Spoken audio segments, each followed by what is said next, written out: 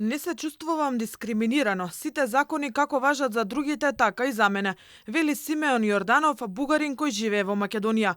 Односите Скопје-Софија никогаш не биле на вакво ниво, како изминатава година, велат оние кои ги регистрираше нашата камера, додека го остваруваа своето право на глас за 5-ти поред парламентарни избори во Бугарија. Чувствувате ли дискриминирано овде во Скопје? Не. Дискриминирано не се чувствувам, зашто гледам и за мене законите важат како и за сите други. Јас сум 54 години. Тоа е прва година која имаше такава криза и мисля, че тоа ще е последна година. Аз съм сигурна, че партията, за която съм гласувала, ще направи всичко възможно да продължи добросъседските отношения с Македония.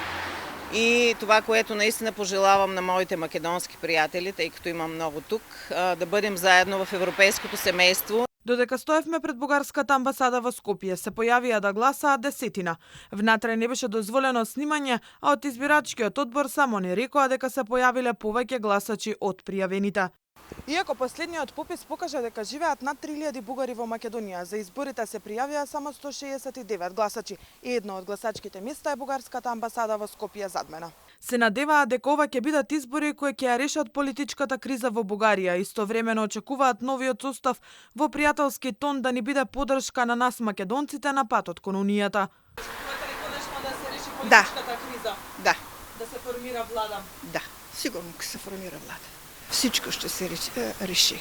Ще се промени отношението на България кон Македонија и владата ще бъде много успешна. Силно се надяваме да се формира правителство, наистина, защото и България, и целият регион заслужава това. Стига са ни слагали спирачки, ние вървим в правилна посока и това е посоката на европейското развитие на региона. Всички сме приятели тук и политиците трябва да имат това предвид, да ни пречат. Силно се надяваме да излезат повече хора днес да гласуват, за да може да има мнозинство и наистина да се състави едно правителство, което за последните 2 години, за съжаление, само 6 месеца имахме.